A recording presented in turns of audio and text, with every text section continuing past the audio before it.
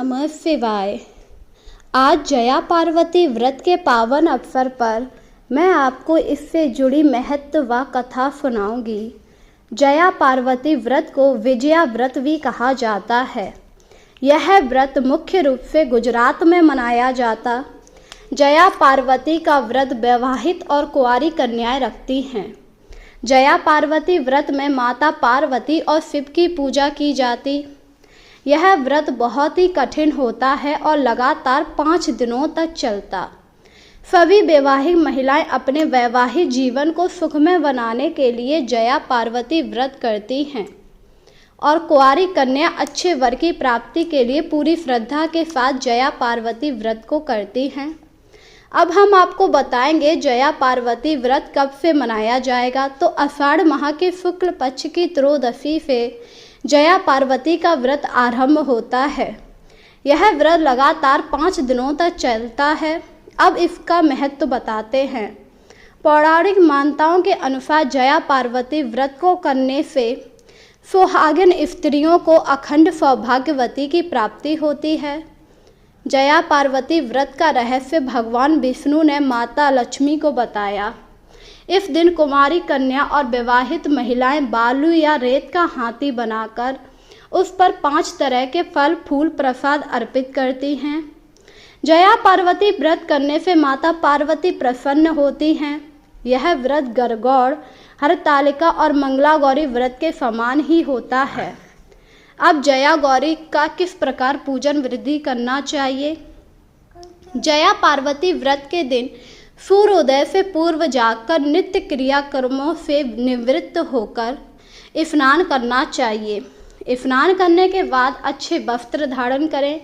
अब जया पार्वती व्रत का संकल्प लेकर माता पार्वती का ध्यान करें और अपने घर में पूजा कक्ष में एक लकड़ी की चौकी रखकर उसके ऊपर लाल कपड़ा बिछाएं। अब इस चौकी पर माता शिव पार्वती की मूर्ति या तस्वीर की स्थापना करें।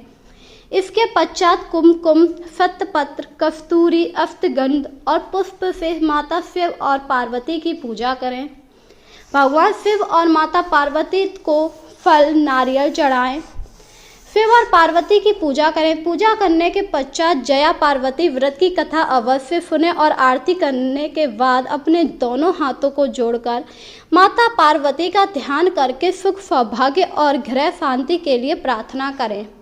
अगर आपने बालू या रेत के हाथी का निर्माण किया है तो रात्रि जागरण के पश्चात सुबह स्नान करने के बाद उसे किसी नदी या तालाब में विसर्जित अवश्य करें।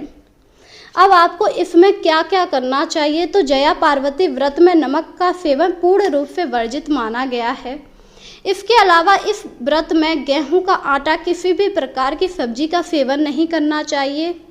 जया पार्वती व्रत में फल, दूध, दही, जूस या दूध से बनी मिठाइयों का ही सेवन कर सकते हैं। व्रत के अंतिम दिन मंदिर में पूजा करने के पश्चात नमक और गेहूं के आटे से बनी रोटी या पूरी का सेवन करके व्रत का उद्यापन किया जाता है। अब हम आपको जया पार्वती व्रत कथा सुनाते हैं। इसे आपको इस दिन अवश्य सुननी चाहिए, तभी आपका व्रत पूरा माना जाता है।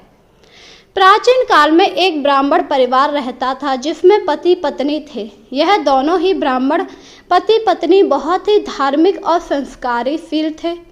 इनके पास धन संपत्ति की कोई कमी नहीं थी, पर इन्हें कोई संतान नहीं।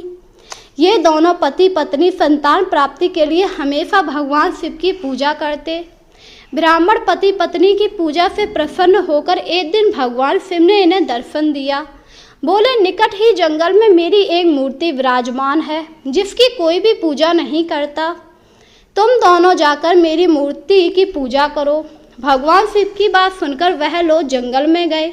वहां उन्हें शिव की मूर्ति मिली। उन्होंने भगवान शिव की मूर्ति को साफ करने के बाद पानी खोजा। रास्ते में ब्राह्मण को एक सांप ने काट लिया, जिससे वह बेहोश हो गया। जब बहुत समय व्यतीत हुआ, ब्राह्मण लौट कर नहीं आया तो पत्नी काफ़ी ज़्यादा परेशान हो गई। वह अपने पति की तलाश के लिए जंगल में चली गई और मूर्ति के पास बैठकर भगवान शिव की तपस्या करने लगी। भगवान शिव ब्राह्मण की पत्नी की तपस्या से अत्यंत प्रसन्न हुए और उन्होंने ब्राह्मण के प्राण वापिस कर दिए और उन्हें संतान प्राप्ति का वरदान दिया। संतान प्राप्ति के पश्चात ब्राह्मण दंपत्ति अपना जीवन आराम से व्यतीत करने लगे। इस कथा के अनुसार जो स्त्री इस व्रत को श्रद्धा पूर्वक रखती है उसे अखंड सौभाग्य की प्राप्ति होती है। तो बोलिए ओम नमः शिवाय।